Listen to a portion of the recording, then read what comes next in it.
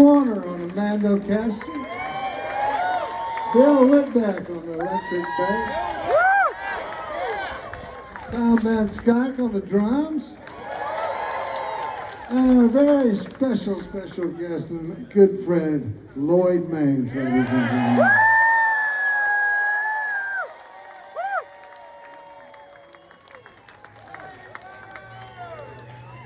Yeah, Lloyd saved my life so many times. I wish I was cat, so I had like 9 more so he could keep saving them, you know. That's the deal. Anyway, so I think I'll take a little short break, and you can talk amongst yourself while I do some old, whoever, one of, those duo groups guys, Crosby, Stills, and Nash. Yeah! I'm not gonna do that. I can't play those chords.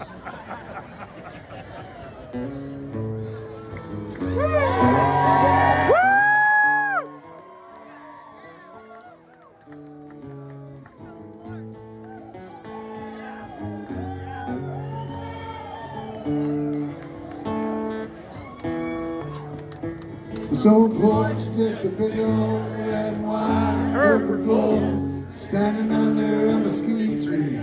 Lavadoos in Texas, he just keeps on playing hide and seek with that August sun. He's sweating and panting like his work is never done. Oh, got them cows, that red top cane, this old porch just a steaming, greasy plate of enchiladas, lots of cheese and onions. The guacamole salad, you can get it out of a silo telling old downtown. With iced tea and a waitress, you'll smile every time. Yes, you will. Left a quarter tip on my $10 bill. It's old Porch, the palace walking on Main Street, Texas. Ain't never seen her today. The GNR XS, that 62 poster, it's almost faded down, and it's screened without a picture since John came to town.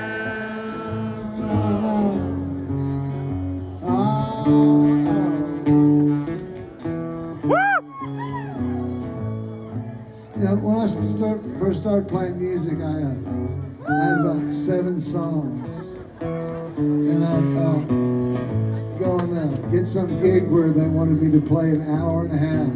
So I didn't like repeating things, so I ended up doing 7 songs and talking a whole hell of a lot. I don't even remember what I talked about. I talked about a lot of stuff that was happening or a lot of trouble that I got into. But I guess it was mildly entertaining because, the 3 or 4 people that came to see me stayed. I played all over the place. The first job I ever had was right out of high school. Well, not the first job. First job I ever had was I was 4 years old. I got this job picking weeds from this old lady down the street. They had this real weedy driveway. It was full of granite gravel. I don't know if you pulled up Bermuda grass out of granite gravel, but it is not child's play. And I remember after about 6 days, I'm only getting about 6 square feet of Bermuda grass out of this granite gravel. I went up and said, I'm sorry, but I'm not going to be able to finish this job. I'm 4 years old, right? And she says, I'm really disappointed in you, young man. Boy, what a lesson that was. Okay. But out of high school, I went to work for this drilling company. I was a roughneck for Big 6 Drilling out of Houston, Texas. And I went over there in East Texas. And I'm not kidding, when they say that's where all the bodies are buried, they're not kidding. Like one of my jobs on that rig was like picking pieces of skull out of the drill bits. It was a scary place to work. It was a scary place just to even be around people. But I fell in love with this girl that lived 200 miles away, and we worked 7 days a week, 12 on and 12 off. So that meant I could get over there in about 3 hours and say hello and then I go back to the rig 7 days a week. But you know, there's a lot of overtime there, so that was good.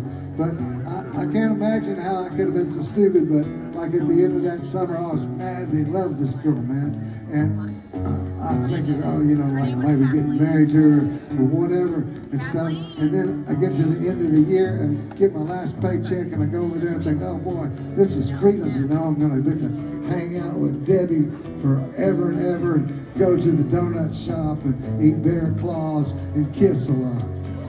You know? So I get over there with all these sugar plum thoughts in my head, just like a Christmas thing in summer.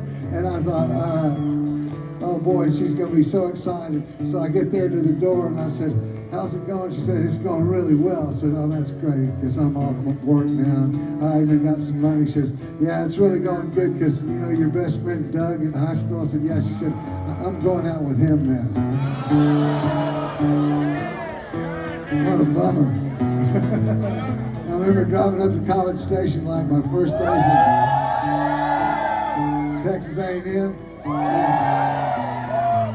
And I will tell you, man, nothing makes your first year in college harder than heartbreak. And I remember all I could do was think about that girl Debbie and how I should have kept my job.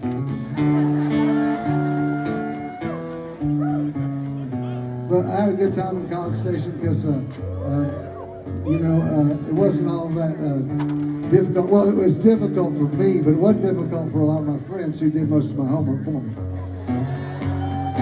And we used to sit on this porch and play music. I mean, play like, you know, almost every waking minute we'd be out there. And we were across from the Presbyterian church, so there was always somebody going over there to the Presbyterian church and doing something. And also, we were only a block away from the campus, so people would walk by, and there were a lot of people that played music, and they'd stop by and they'd pull out a fiddle or banjo or guitar, or maybe they'd pull out a, you know, I don't know, like a flute or something. We'd tell them to get the hell out of there, but we'd ask them actually if they could go get the beer, basically. That's what we did. So we would just play music all the time, and that took kind of the stress out of losing Debbie. And then the next year, I fell in love with this other girl, and she lived 300 miles away, and I decided to blow that off right off the bat. Yeah, good times, as they say. This old Porch, just a weathered, gray-haired 70 years in Texas. He's doing all I can not to give into the city. He always takes a written late, so long as I run his cattle. He picks me up at dinner time. I listen to him rattle. He says the bride still runs money like she's run all along. There ain't never been no cane to grind. The cotton's all but gone. You know that Chevrolet pickup truck, she sunk back in 60. There won't nobody listen to him. They all think he's crazy. This old Porch just a long time waiting and forgetting, remembering the coming back, not crying about the leaving, remembering the falling down the ladder of the curse of luck from all those sons of bitches who said we'd never get back up.